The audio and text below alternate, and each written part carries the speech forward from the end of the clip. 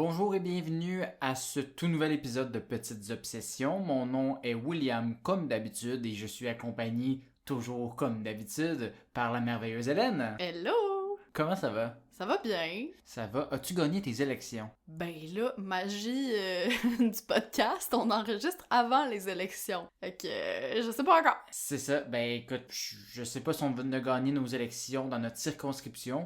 Forte chance qu'on a perdu nos élections de façon au niveau de la province, par contre, hein, oui, on va se le dire. Il y a pas mal de chance, effectivement. Et pourquoi je parle d'élections, en fait, c'est parce qu'aujourd'hui, on va parler politique, même si la campagne est terminée, pour vous, chers auditeurs, nous, nos cerveaux, ils sont encore un peu là-dedans, puis il y avait encore des informations qu'on trouvait pertinentes de vous parler aujourd'hui. Moi, entre autres, je vais parler de couleurs de partis politiques, et donc les significations associées à travers l'histoire. Et toi, Hélène, de quoi tu vas nous parler? Moi, je vais parler, en fait, de candidats et partis plutôt étonnants, mettons, qu'on n'a pas au Québec. Ok, fait que c'est pas des trucs québécois, ça va être ailleurs dans le monde. Non, c'est ça. Ça va être très américain, très français, puis un petit peu d'ailleurs aussi. Ok, mais très funky. Exactement, ben oui, c'est sûr. Fidèle à mon habitude, là. Of course. Fidèle à Petites Obsessions de façon générale. Donc, ben, moi, je dis qu'on lance le générique, parce que j'ai vraiment hâte d'entendre ça. Yes, let's go! Let's go!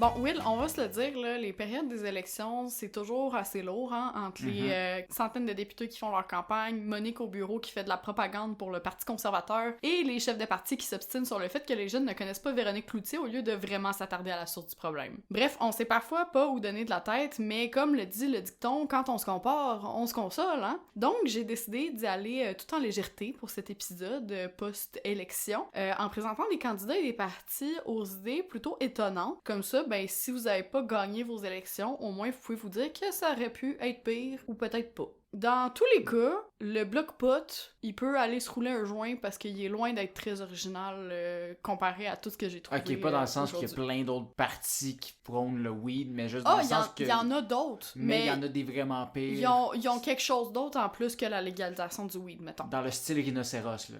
Ouais, mais même encore là, tu sais, ok, on s'en va dans petit joueur, tu sais. Ok, j'ai hâte de voir. Fait que commençons avec nos chers voisins américains, parce que tu t'en doutes, il y en a de la crème là-bas, là. C'est sûr, hein, c'est toujours la haute société, les Ouais, États-Unis. c'est ça, ben, je me suis rendu compte, en fait, qu'ils comptent plus de candidats insolites que de snowbirds en Floride en plein mois de janvier. Fait que, comme tu le sais sûrement, il faut avoir 35 ans pour se présenter comme candidat aux élections présidentielles américaines. Mais bon, va savoir comment, en 2016, il y a un certain Brady Olson, qui est un adolescent de 15 ans, qui a réussi à se hisser dans la liste. Bon, faut dire que... Est-ce une fausse carte? Ben écoute, c'était surtout un canular, là, on va se le dire. Mais il s'est inscrit sous le pseudo These Nuts, donc ses couilles, mais il avait quand même réussi à aller chercher 9% des intentions de vote à un certain moment dans le sondage. Là, à travers les États-Unis, juste dans son coin. Non, c'est ça, exactement. Évidemment, il a pas été élu, rien. Puis il a Imagine fait... These Nuts qui... Ben c'est ça, il a fait... tu sais, là, il avait 15 ans à l'époque, ils l'ont réinterviewé plus tard quand il était rendu à l'université, puis il est comme, ouais, je pense pas me représenter un jour, là. Tu sais, c'était vraiment plus pour le gag. Bâton qui pourrait se représenter en tant que politique mec politique face. Ouais, exactement. Mais quant à moi, ce pseudo ne rivalise pas avec le slogan de campagne du feu comédien Pat Paulsen qui va comme suit: si je suis élu, je vais gagner. C'est pas faux. Écoute, on aime ça la clarté en politique. Simple et efficace. Pas de langue de bois ici. Mais t'inquiète, là, j'ai vraiment plus bizarre que ça encore parce que là, tu sais, je voulais te réchauffer là, un petit peu. As-tu déjà entendu parler de Vermin Supreme? Je sais pas si je prononce bien le nom, là. D'ailleurs. Non, ça me dit rien. T'as peut-être déjà vu sur les réseaux ou dans des articles de journaux. En fait, c'est un artiste, activiste et anarchiste américain, of course, qui se présente au présidentiel depuis 2004. Il lâche pas la patate. Ok, c'est un homme constant, là. Oui, à chaque 4 ans, il est là. Puis je te dis, tu l'as peut-être déjà vu parce qu'il est surtout connu pour porter une botte de pluie noire en guise de chapeau. Tu sais, puis genre de bottes qui montent jusqu'aux genoux, là. Ça Elle est me quand dit même quoi, vraiment vaguement, longue. ouais. Vraiment longue, là. Dans son programme, on dénote la lutte contre les apocalypses de zombies, entre autres. Ben écoute, c'est important. Si ça arrive, faut être prête, là. Ben oui, mais aussi des recherches pour voyager dans le temps et tuer Hitler quand il était enfant, hein, parce que t'sais, on veut pas qu'un génocide comme l'Holocauste se produise. Des poneys gratuits pour tous les Américains, pourquoi pas. C'est Et important. surtout- Le tour Sébastien. Ouais, et surtout, ça tu vas l'aimer, l'obligation de se brosser les dents. Mais l'obligation de se brosser les dents, à quelle fréquence? Ah, ça, je pourrais pas te dire, par contre. En 2016, il a réussi quand même à obtenir 256 voix à la primaire démocrate dans le New Hampshire. Fait C'est que, déjà ça. fait notable. Fait que tu connaissais peut-être pas Vermin, mais savais-tu que le chanteur Alice Cooper s'est présenté pendant plus de 40 ans aux élections américaines? 40 ans, Ouais. Alice Cooper. Ouais, Schools apparemment. out, mais pas Politics out, dans le fond. Là. Écoute, en 2016, son slogan, c'était « A troubled man for troubled times », ou en français, « Un homme perturbé pour une époque perturbée ». Love it. Parmi ses promesses, on avait faire revenir Brian Johnson avec AC/DC. Là. Il y a eu une période où il était plus là. Interdire le blabla au cinéma. Ça, Ça, on pas est de d'accord. problème. Interdire les selfies, sauf la journée internationale du selfie. Ben correct. Et surtout, ajouter la face de feu Lemmy Kilmister, le chanteur du groupe Motörhead, qui est décédé en 2015, au Mont Rushmore. Fait que je voulais ajouter sa face. Les faces de président puis Lenny. J'aime Exactement.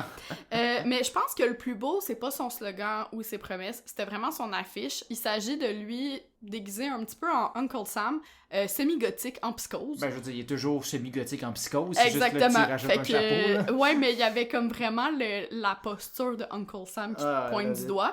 Puis au final, c'était apparemment qu'un coup de pub pour faire la promotion de ses compositions, dont la chanson Elected. Ok, mais savais-tu comme les 40 ans, c'était juste quand on a fait de la politique, c'est à chaque fois pour des albums ou. Je saurais pas dire, mais je pense que oui. Ok, ouais, ben c'est sûr que ça fait un coup de pub dans tous les cas, là. Exactement. Mais Will, que seraient des élections sans parler de théories conspirationnistes et de futurs humains cyborgs, hein? Surtout les futurs humains cyborgs. Le journaliste Zoltan Istvan, encore là, pas sûr de la C'est-tu prononciation. le gars des ancêtres extraterrestres? Je sais pas, Il me semble mais qu'il y a un nom pour fitter à cette il émission était là. chef du parti transhumaniste. Fait Ah, que ben peut-être que d'accord. c'est relié. Il doit Autrement avoir- ben, dit, lui, il milite pour l'immortalité, rien de moins.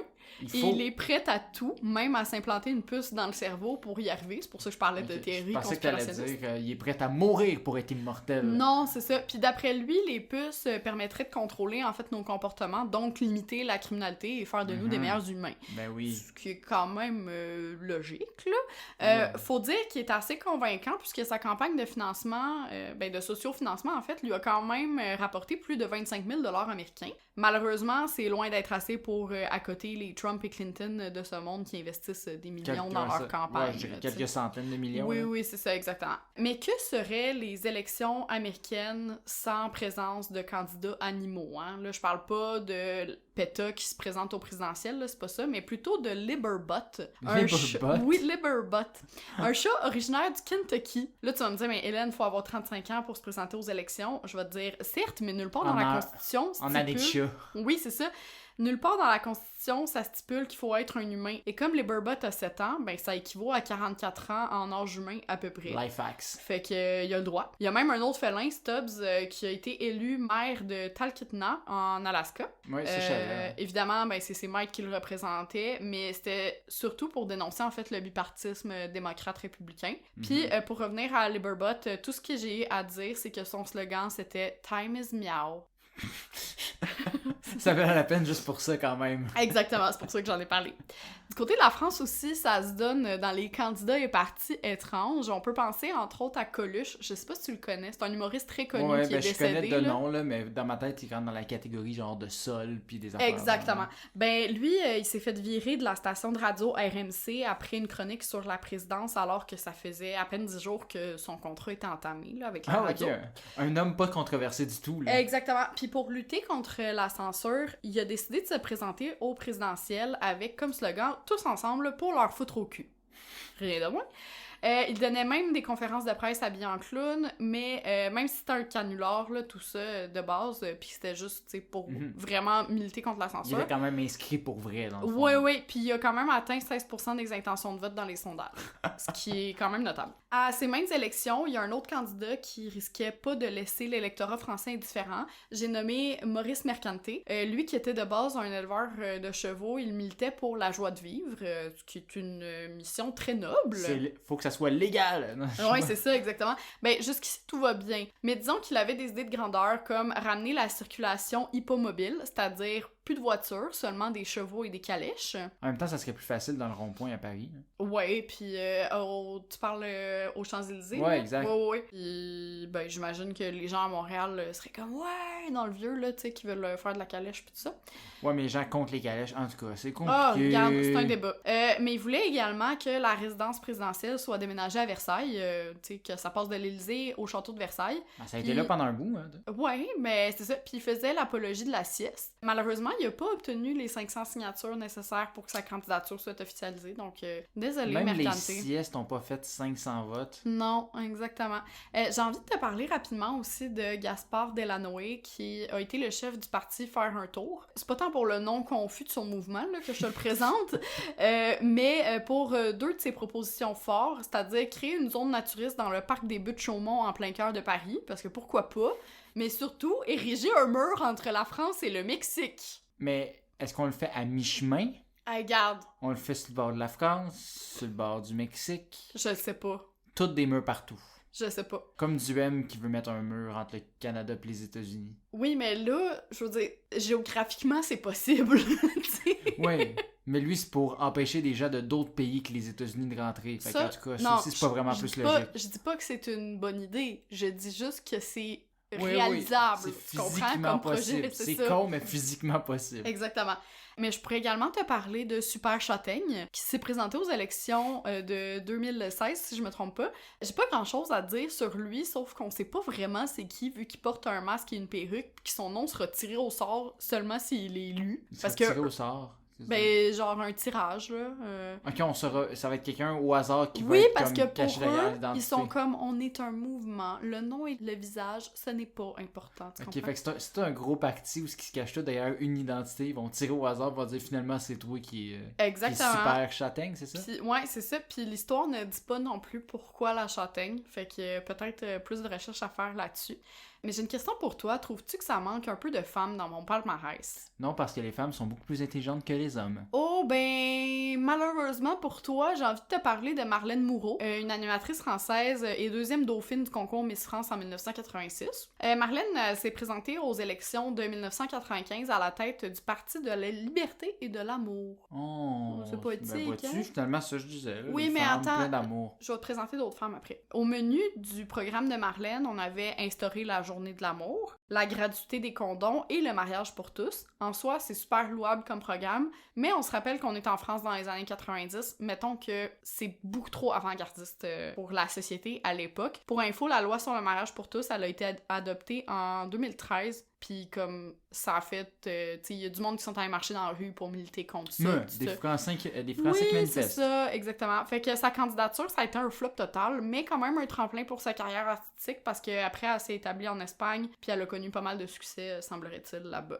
Ben, félicitations, mademoiselle. Ouais. Une autre femme, Cindy Lee, qui était auparavant stripteaseuse, a décidé de faire carrière en politique. La nuance, c'est pas Cindy Lou dans le Grinch, là, c'est Cindy Non, Lee. Lee. L-E-E. Okay. Je pense pas que ce soit son vrai nom, là, mais en tout cas, bref. Elle a décidé de faire carrière en politique en créant le Parti Plaisir. Pourquoi pas? Ok, une coche de plus que l'amour, là. C'est Oui, fini c'est juste les ça. petits câlins, là. Tu comprendras que pour elle, l'hédonisme, donc la doctrine selon laquelle il faut rechercher le plaisir et éviter le plus possible la souffrance, c'est la réponse à tous les bobos de la société. Ben oui. Bref, elle milite pour l'épanouissement sexuel, le bien-être de tous et la protection des animaux. J'ai pas de détails quant à est-ce qu'elle a été élue dans sa circonscription, tout ça, mais semblerait-il qu'elle continue sa carrière politique. Ok. Jamais 203, hein, évidemment. Céline Barra, ex-actrice porno, parce que, ben évidemment... Fait que c'est juste ceux-là, là, qui se présentent dans le fond. C'est juste l'industrie du sexe qui se présente en politique au niveau des femmes. Elle a fondé le mouvement anti-TX maléiste et libertin, ou le Parti du mal, si tu fais l'acronyme. Ah, ben oui. Puis il se présente vraiment comme ça, là, le Parti du mal. Mais le mal, la souffrance sadomasochiste? Non, mais en gros, elle est contre la religion. Elle veut fermer tous les lieux de culte et abolir le calendrier grégorien pour un calendrier athée. Ok. Parce que on peut pas juste abolir, mettons, la fête de Noël, faut abolir le calendrier au total. Elle propose aussi de retirer la France de l'ONU, la gratuité totale des logements, je sais pas comment qu'elle veut proposer ça, puis elle veut limiter le nombre d'animaux domestiques à 1 par foyer et faire fermer les zoos.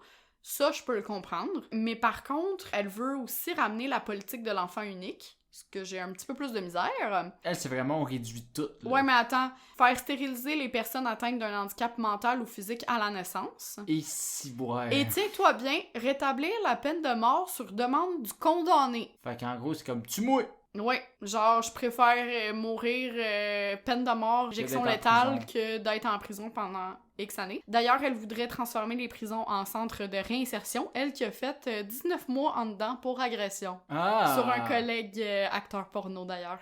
Ah, ben c'est le fun, on voit que c'est une bonne personne. Oui, hein. c'est ça. Fait que revenons aux hommes, hein, parce que là, ça commence à être lourd un petit peu. Si je te dis Rasta président, tu penses à quoi? Ben, quelqu'un qui tripe sur Bob Marley. Ben, entre autres, en fait, j'ai pas réussi à trouver son vrai nom, mais tu seras pas surpris d'apprendre que son programme se décline en 69 propositions, dont le fait que les fonctionnaires soient payés au salaire minimum, qu'on devrait fixer le droit de vote à 6 ans, légaliser la polygamie et évidemment le pot, et offrir le chômage pour tous, ce qui est évidemment une mesure bonne pour la santé, selon lui. On n'en doute pas. Peut-être pas la santé financière de l'État, mais bon. Mais dans le fond, il veut que le monde soit moins payé puis que le monde travaille moins. Oui, Cool. entre autres, puis qui vote à 6 ans. Oui. Moi, c'est surtout ça qui m'a choqué. L'enfant de 6 ans, il est prêt à voter, là. Il sait ce qu'il doit faire. Là. Mais j'étais quand même curieuse, fait que j'ai réussi à trouver sa page Facebook qui compte 201 abonnés. Ah, quand même! Écoute, c'est moins que nous, mais c'est correct, lâche pas. Il est encore actif, principalement en chantant des vers comme « Tu es une femme fontaine qui bouille, bouille, bouille jusqu'au matin ». Sacrément, Ou voyons! pire, j'aime Poutine, parce que comme il le dit si bien dans sa chanson, le président russe botte le cul des nazis. Ben, dans la tête à Poutine, c'est le cas, mais... Oui, mais en tout cas, c'est ça. Bon, tu savais pas pour qui voter peut-être aux élections provinciales? Ben écoute, Stéphane Guillot, il y a peut-être la solution pour toi. T'avais dit qu'il y avait personne au Québec? Non, c'est pas... mais... On peut s'en inspirer au Québec. Il est en France, lui. La solution, en fait, ce serait le parti du vote blanc. Je sais pas si tu sais c'est quoi un vote blanc. En fait, c'est le fait de laisser ton bulletin vierge, ce qui l'annule. Mm-hmm. Par contre, ces votes sont pas comptabilisés, du moins en France, là, ce qui peut être fâchant là, de pas savoir le taux d'abstention, tout ça. Donc, pour y remédier, Stéphane, il propose de voter pour lui si les gens sont indécis ou veulent s'abstenir, mais que leur vote soit quand même comptabilisé. En contrepartie, il promet de démissionner dans les 100 jours suivant son élection à la présidence, et surtout que de nouvelles élections seront organisées cette fois-ci, par contre, sans que les candidats battus puissent se représenter. Donc lui, il a espoir que dans ses 100 premiers jours, il va réussir à changer le système électoral. Là. Ben, soit ça, ou du moins qu'il y aura du monde plus, j'allais dire décent, là, mais c'est pas le bon mot, là, mais plus adéquat, mettons, à tenir les rênes à se représenter. Mais assez parlé des États-Unis et de la France, hein, doit bien y avoir des guignols ailleurs dans le monde. En Roumanie, la mannequin de lingerie Sanzania Buruiana trouvait qu'il y avait pas une assez grande place en politique pour les gens beaux. Hein? Oui, Ils étaient laissés de côté. C'est vrai qu'ils sont laids, le monde en politique. Ben, donc en 2010, elle a créé le Parti des belles personnes. Elle qui a un peu trop abusé des 3B, si tu veux mon avis, c'est-à-dire bistouri, botox et bulles au cerveau. Dans son programme, on parlait de donner des amendes aux personnes en surpoids et aux conjoints infidèles. Mais surtout, si tu osais faire une blague sur les blondes, tu risquais de te retrouver derrière les barreaux. Mais parce qu'évidemment, elle est blonde. C'est dépassé, les blagues sur les blondes, fait que tu sais... Oui, mais là, de là à se retrouver en prison. En tout cas, moi, c'est surtout les amendes aux personnes en surpoids. Genre... Ah ouais, non, ça, c'est absolument dégueulasse, là. Calme-toi, là. En tout cas, je m'attends à recevoir un constat d'infraction. Ah, franchement. Dans les années 1980, en Australie, le Deadly Serious Party proposait, contrairement à ce que son nom l'indique, des mesures plutôt frivoles, comme arrêter le temps et créer une armée de pingouins pour défendre le continent. Mais défendre l'Antarctique? Non, l'Océanie. Ok, ouais, non, mais je sais pas, les pingouins, tu sais, je sais, mais il y aurait pu... Non, pour là, défendre... Là, ils déplacent eux autres, là. Ouais, mais cette partie-là ne semble plus exister, malheureusement. Et enfin, de retour en Europe de l'Est, parlons du parti hongrois du chien à deux queues. C'est vraiment ça, le nom complet, là. Complet, là. Wow. On s'entend, ça se veut un mouvement satirique, mais il reste qu'aux élections de 2017, ils ont obtenu quand même 7% des voix, soit plus que le Parti des travailleurs et le Parti écologiste. Ah, c'est le fun. Ouais. C'est vraiment le fun de voir à quel point les partis comme le Parti vert, il n'y a aucune chance qu'ils soient élus où que ce soit, tu sais. Ouais, non, c'est ça. Puis pour la petite histoire, en 2006, il y a des graphistes qui étaient tannés, en fait, d'un côté, des politiciens à la langue de bois et de l'autre, des compatriotes naïfs qui s'abreuvent de leurs paroles. Fait qu'ils ont eu dans l'idée de partir une fausse campagne sous le Parti du chien à deux queues, où ils promettaient vie éternelle, bière à volonté, un jour de chômage par semaine, moins de gravité et surtout 2 couchers de soleil par jour. Ben moi, je voterais pour eux autres. Ben écoute, même si c'était une blague au départ, c'est allé beaucoup trop loin, tellement qu'en 2014, le parti a officiellement été enregistré. Fait que voilà mon tour d'horizon des candidats et idées les plus insolites que j'ai pu trouver en naviguant sur le web. C'était quand même assez insolite. Ouais, c'est ça, je me demandais si toi, il y avait comme un candidat qui t'avait accroché ou pour qui t'aurais voté. Peut-être que tu te souviens pas de leur nom, là, mais de leur mesure ou quelque chose. Ben là, le chien à deux queues, déjà là, moi, moins de gravité. C'est nice, on va pouvoir sauter partout. Tu sais, ouais. Sauter par-dessus les buildings, éviter le trafic, pis tout. Ça, je vais me sentir un peu comme Spider-Man, ça va être cool. Mais sinon, Alice Cooper, of course. Je le vois, président des États-Unis. C'est une belle réponse. Moi, ben, j'aurais aimé ça, dire une femme, là, mais très franchement... Pas dans celle-là. Là. Pas dans... Ben, peut-être plus, mettons... Marine Le Pen. Non, Marlène... celle des câlins, Moreau, là. Non, mais celle de la liberté, de l'amour, que, tu sais, ouais. elle voulait le mariage pour tous, puis contraceptif gratuit, puis tout ça. Ça, c'est des idées, quand même, qui me rejoignent beaucoup. Après, je sais pas, tu sais, le reste de ses projets et ses promesses qu'elle avait faites à d'autres niveaux. Mais c'est sûr que ce sera pas la dernière, là, Céline Barral, qui voulait stériliser des handicapés, puis je comprends pas pourquoi. ramener la peine de mort, puis tout voyons. ça, là. Fait que, ouais, je te dirais que pour moi, c'est ça. Puis ça conclut ma partie. Ben c'est bon, mais merci. C'était le fun de savoir qu'il y a des gens loufoques un peu partout. Moi, parlant de choses loufoques, ben la politique. Non. Oui. Non, en fait, c'est ça.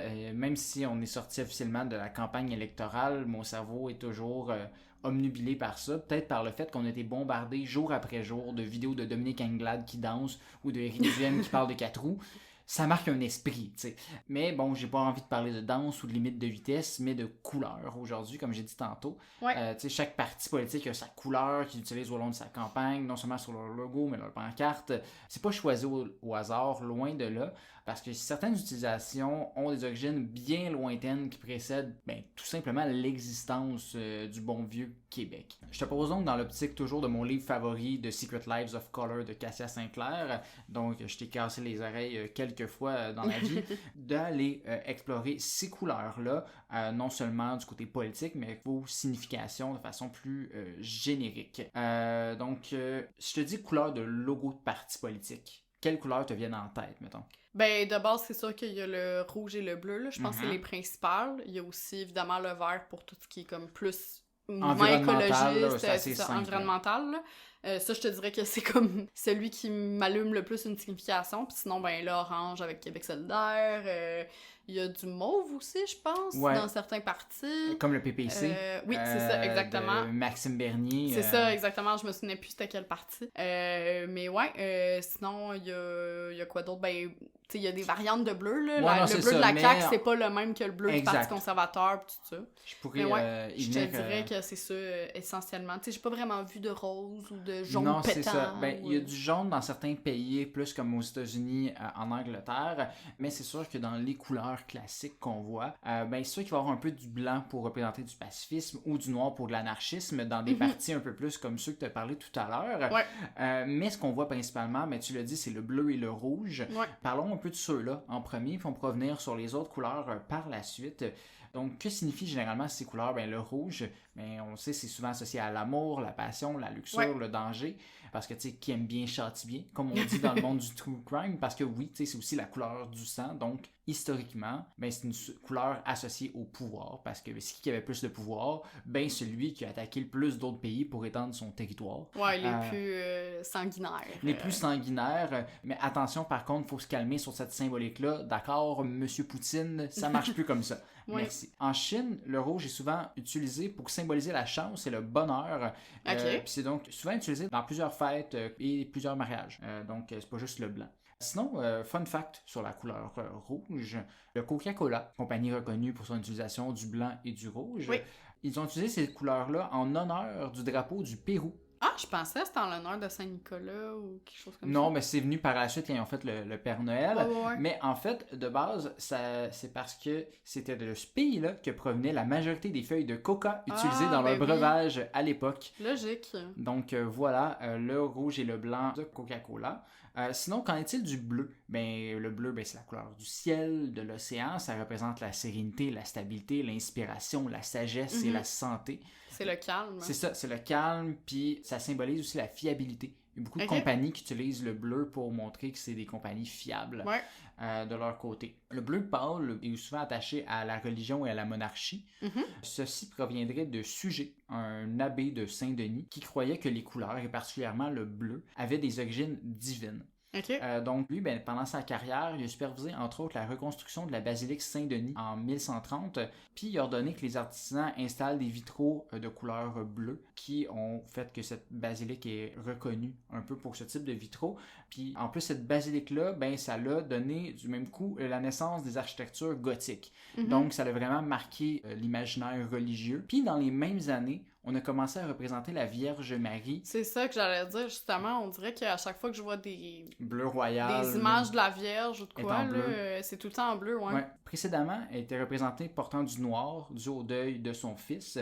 Mais finalement, ça a été changé pour le bleu parce que dans certains pays, le bleu représente aussi la tristesse. Ben, comme dans Inside Out. Elle est bleue, tristesse. Ben voilà, t'as tout compris. Oh wow. Mais aussi big brain. Parce que le bleu, ça signifie la pureté de la Vierge. Donc c'est pour ça. Puis du coup, ben, la monarchie française, qui se considérait pas comme de la merde, ben, dit, ben, ce bleu-là, c'est à nous aussi parce qu'on représente le dieu. Puis la pureté de l'État, puis blablabla. Ils ont mis le bleu avec leur fleur de lys dorée pour signifier leur proximité avec la Vierge, parce que après tout, la monarchie et la religion, c'est pas mal le duo le plus reconnu dans l'histoire, après François Legault puis sa sœur. Ceci étant dit, les couleurs ont aussi une signification en politique. Je t'apprendrai pas grand-chose si je te dis qu'un drapeau rouge en politique, ça représente le socialisme, le communisme, et donc essentiellement la gauche, étant donné les pays comme la Russie, la Chine, etc. Mais saurais-tu, Hélène, dans quel pays est-ce qu'un drapeau rouge a été utilisé pour la première fois par des socialistes? Je sais pas, j'aurais dit justement Russie ou Chine, parce qu'on dirait que c'est comme plus de là que c'est venu, les idées socialistes avec des Karl Marx et choses comme ça, là, mais je sais pas, non. Ben, en fait, oui, effectivement, c'est des drapeaux qu'on reconnaît aujourd'hui, mais non, le rouge comme drapeau, ça vient des plus grands manifestants de l'histoire, les Français! Évidemment! Donc, le rouge a été utilisé pendant la Révolution de 1848, entre autres. Historiquement, le drapeau rouge était hissé par l'ancien régiment lors de soulèvements de la population pour avertir qu'il n'y aurait aucun prisonnier qui serait fait pendant la bataille. Donc, c'était vraiment le gouvernement qui mettait ça en disant, genre, tassez-vous de là, sinon on vous gonne. Ah ben, c'est sympathique. C'était sympathique. Puis, ben, en fait, les Jacobins, les révolutionnaires extrémistes, ben, ils ont adopté ce drapeau-là, le drapeau rouge, pour dire qu'ils étaient prêts à mourir en tant que martyrs pour leur cause. Et donc, ils se promenaient eux-mêmes avec un drapeau rouge en tant que symbole de leur combat contre l'oppression. Peut-être pour ça aussi qu'il y a du rouge sur le drapeau des patriotes, des choses comme ça. Tu me devances Ah, tellement, ma chère, mais effectivement. Donc, ce drapeau est demeuré un symbole de combat à travers les révolutions, puis ça a inspiré les socialistes dans d'autres pays, tels que la Russie, etc., lors de leur révolution. C'est ça. Après tout ça, ça s'est gâté parce que le communisme, on sait que ça virait au fascisme dans bien des pays. La belle révolution s'est transformée en cauchemar. Congratulations, you bamboozled yourself.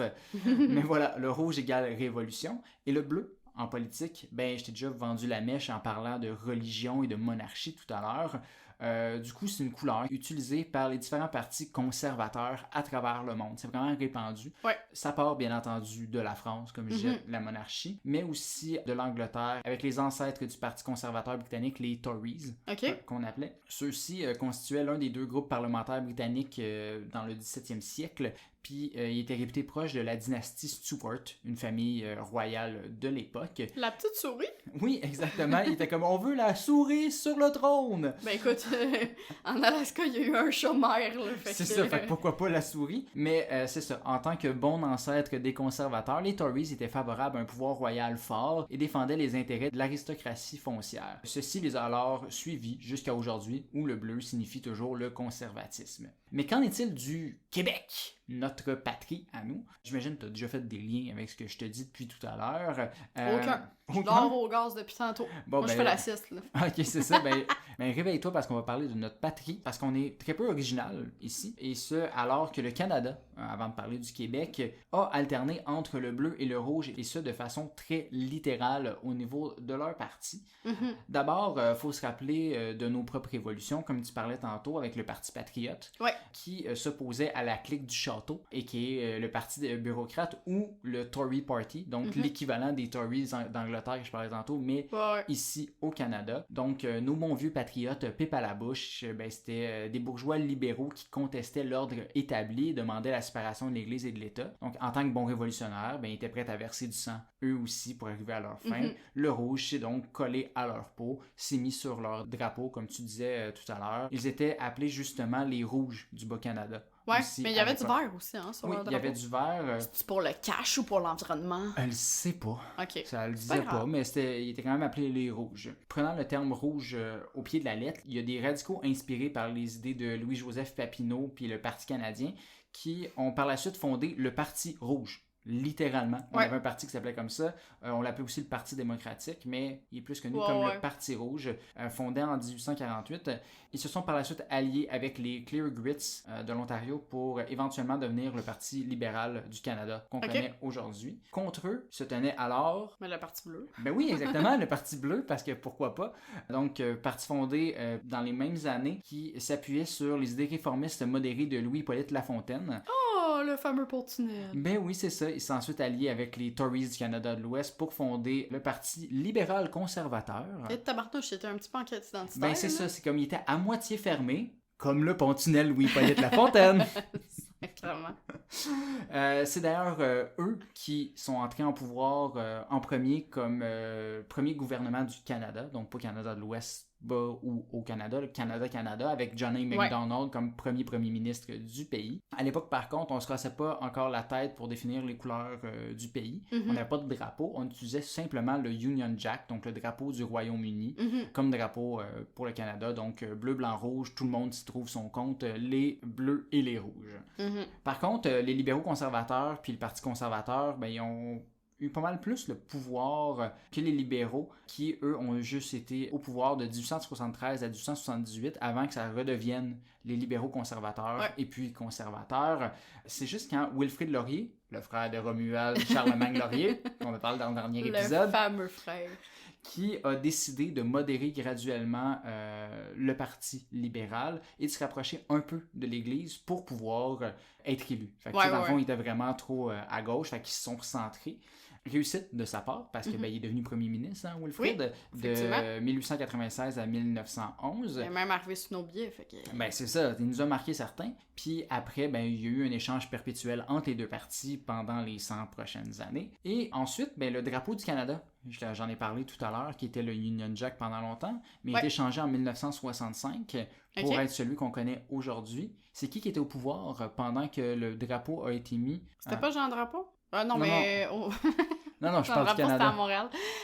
En 65, c'était-tu Pierre-Éliott Trudeau? Non, c'était Lester B. Pearson, donc les libéraux. Donc, quelle couleur on a utilisé sur le drapeau du Canada, étant donné que c'était les libéraux au pouvoir, le rouge. C'était vraiment pour ça que la couleur a été utilisée, un peu faire un pied de nez aux conservateurs. Mais ceux-ci... Dans tes dents, Stephen Harper, même si t'étais peut-être pas en politique à l'époque. Ouais, non, c'est ça. Il était encore jeune, probablement. Puis, ben c'est ça. Fuck you les conservateurs. Mais ceux-ci n'étaient pas sans reste. Parce que ben, le drapeau du Québec qui est venu avant le drapeau du Canada. Il était adopté pendant que c'était Maurice Duplessis qui était au pouvoir. Donc, pas surprise. Chef de l'Union nationale, mais qui était aussi un ancien conservateur. Donc, quand on y pense, on peut pas avoir un drapeau plus conservateur que ça. On a le bleu du conservateur, la fleur de lys qui représente la monarchie, ouais. et une croix pour représenter le catholicisme en plein milieu de notre drapeau. Donc voilà, assez de droite comme drapeau, notre beau drapeau du Québec. Bien. Historiquement, aujourd'hui, peut signifier autre chose. Donc voilà, au niveau de l'histoire canadienne et des drapeaux, ce qui nous amène finalement à nos partis au Québec. Puis on a pas mal toutes les cartes en main pour comprendre un peu l'histoire des couleurs de ces partis-là. Rien de très surprenant. Donc, le Parti conservateur du Québec, mais on peut pas se tromper. C'est un bleu foncé. Puis aujourd'hui, avec une fleur de lys dans leur logo. Historiquement, non, c'était plus un bleu plus pâle avec une petite barre rouge pour dire « Hey, on est le Canada, on est vraiment attaché à ces vieilles idées ». Suivi des libéraux, eux autres aussi, toujours rouge, mais le il y a un petit bleu. Ouais, il est comme bleu et rouge avec une fleur de lys au milieu parce que pourquoi pas eux aussi avoir ça. Non, mais faut le rappeler aux gens là, qui sont au Québec. Là. Mais c'est ça. Fait que là, ils font comme rouge, rappelez-vous, on est libéraux, mais bleu, attendez, on est au Québec. Ouais. Fait que, grosse réflexion mentale de leur côté. Par la suite, le Parti québécois, là, c'est un petit peu plus intéressant. Parce que, tu sais, oui, c'est le bleu pour représenter le Québec, là. C'est assez un pour un. Ben, le rond du cul il est bleu foncé, mais il me semble la petite barre du cul est verte. C'est changé, ça. Ben, la petite queue du cul était rouge, historiquement, jusqu'en 2007. Ouais. Ah, j'ai zéro souvenir de ça. Après ça, elle est devenue verte pour représenter un peu plus leur côté environnementaliste par rapport aux autres partis. Mais oui, c'était rouge pour dire un peu la scission du bleu à travers le Canada.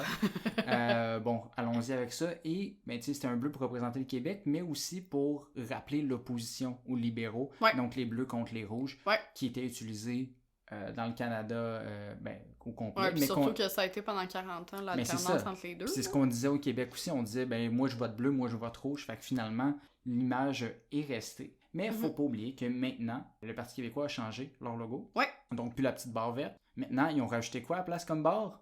Une fleur de lys? Ben oui, parce que pourquoi pas... C'est vrai, j'ai même pas remarqué. Mais ils utilisent encore les deux logos. OK. Parce que moi, j'ai vraiment le souvenir bien ancré dans ma mémoire. Avec la petite barre verte. Ouais, c'est ça, avec la petite barre verte. Mais là, la petite barre est bleue, la même couleur, à cette heure. Ou sinon, ils switchent avec eux aussi une fleur de lys. Vas-y, tape. Oui, c'est ça, j'ai besoin d'aller voir. Ben oui, toi, chose, c'est vrai. Ça ressemble beaucoup au logo de la CAQ. Pas la CAQ, ça ressemble beaucoup au logo conservateur, mais c'est parce qu'en fait, la queue, c'est... Mais je veux dire, j'aime bien leur logo, par contre, là, pour la signification de tout ça, là, pour être une fille de pub. Mais celui du Parti conservateur, c'est vraiment fleur de lys, puis il y a des pétales, genre, qui fait le C. Ouais. Non, c'est pas pareil, mais c'est d'inspiration. J'aime mieux ce logo-là que l'ancien logo. Je suis d'accord. Il est plus moderne. J'aime bien. Ensuite, on a la CAQ, qui était une coalition. Donc, on se souvient, à la base, c'est un logo qui est multicolore pour rappeler le fait que c'est une association de plein de gens de différents partis. Ouais. Finalement, on s'est vite rendu compte que c'était tous les mêmes vieux Chris qu'avant. Fait qu'au final, ils ont dit on va pas garder le renouveau dans notre logo. Ils sont devenus bleus, un peu plus pâles, pour représenter le nationalisme, mais aussi leur côté mononcle conservateur. Puis j'allais oublier. Ça me gosse parce que genre le bleu pâle, turquoise, c'est beau. Comme ma couleur préférée. Puis là, je suis comme ah! Non, je sais, ça gosse. Puis qu'est-ce qu'ils ont rajouté dans leur logo quand ils l'ont changé? Une fleur de lys. Ben oui. Dans le A, là. Ouais. Ça, j'en sais pas. C'est le fun à quel point nos partis ils ont des idées out of the box. Ah non, ben écoute, il faut... je te le dis, les gens, ils oublient qu'on est au Québec. Ben oui, on est où, c'est? Reste ensuite le Parti vert, ben là, ça, on n'en parlera pas. Vert, c'est vert. Ouais. Puis Québec solidaire. Oui. Le orange, c'est pas une couleur qui a une signification très uniforme à travers le monde. Non, il y a plusieurs utilisations dans certains pays. La journée de la réconciliation et de la vérité. Oui, en fait, c'est le contraire, la journée de la vérité et de la réconciliation, mais oui. C'est souvent utilisé comme pour le populisme, mais ici, c'est un peu spécial parce qu'on l'a au NPD et aussi au Québec solidaire. Je pense que ça reflète un peu la même chose dans les deux cas, même si deux partis bien différents. Mais les deux sont quand même plus du côté gauche. Oui, exact. Mais ce qu'on dit, c'est que l'orange, ça représente le mouvement. Ça reflète l'authenticité puis la proximité avec le vrai monde. Oui, leur slogan, c'est « changer d'air comme tangerine ». C'est ça. Mais avant, c'était populaire, hein, il y a 4 ans. C'est sûr. Populisme, hein? Ouais. Puis, ils ont un bleu complémentaire au orange dans leur logo qui représente la souveraineté du peuple, bien entendu, aussi. Il fallait bien qu'ils rajoutent un peu de bleu. Mais écoute, pour les slogans, là, pour vrai, moi, j'en ai vu des pires, là. Il y en avait une qui s'appelait comme Louise Charrière ou quelque chose comme ça. Puis son slogan, c'était « En marche, Charrière ». Mais si tu le dis vite, c'est en marche arrière. Ben, je pense qu'elle voulait le jeu de mots, mais elle a pas catché que Non, ça mais elle voulait voulait le dire. jeu de mots, mais c'est ça, elle a comme pas capté tout ça, mais Peut-être elle qu'elle a était fait le buzz. conservatrice. Ben, elle a fait le buzz, en tout cas, fait que... mais elle a pas Aïe, été aïe, élue, aïe, je c'est pense, fort. mais j'ai vu ça, puis j'ai fait comme, voyons donc. Tu sais, des fois, là, je comprends que je suis en pub, mais c'est ça, je comprends pas le monde qui se rend pas compte de ces Ah ouais, trucs-là. hein, c'est pas facile pour tous. Non. Mais pour finir sur Québec solidaire, Oui, deux choses importantes. Un, ils ont pas de fleurs de lys. C'est les vrai. seuls. On est fiers d'eux. Bravo. Félicitations. Mais ils sont pas moins québécois pour longtemps. ils sont pas moins québécois. Mais je sais pas si tu te souviens que historiquement, le logo était multicolore, eux aussi. Non, pas du tout. Le petit bonhomme là, qui tient l'autre partie de demi-cercle sur leur Oui, cul. oui. Avant, c'était un arc de plusieurs couleurs. Ce cercle-là représentait le logo de l'Organisation internationale de la francophonie. Ah! Puis c'était pour démontrer pour eux que l'humain est au centre de tous nos choix possibles au milieu de la francophonie, puis qu'on est ouvert d'esprit. Mais finalement, ben, ils ont switché pour orange et bleu. Mais sans fleurs de lys, surtout. Bravo. Donc voilà, qui fait le tour de l'histoire des différentes couleurs dans l'histoire du Canada, en espérant que ça vous a éclairé davantage sur la situation politique. Mais je pouvais pas finir cet épisode-là sur les couleurs de parti sans parler du plus grand red versus blue à travers le monde, celui que les gens reconnaissent, c'est-à-dire les États-Unis. Ouais. Pour une chose... C'est même, tu sais, c'est quoi c'est éléphant puis un âne aussi, ouais. Mais ce qui est particulier, c'est que les couleurs sont inversées aux États-unis. Si on se Oui, souvient, c'est les vrai. républicains Ouais. sont rouges et les démocrates bleus, Ouais. tandis que le réflexe est inverse. Pourquoi, en fait? Pourquoi, William? Pourquoi? Ben, c'est pour ça que je suis là.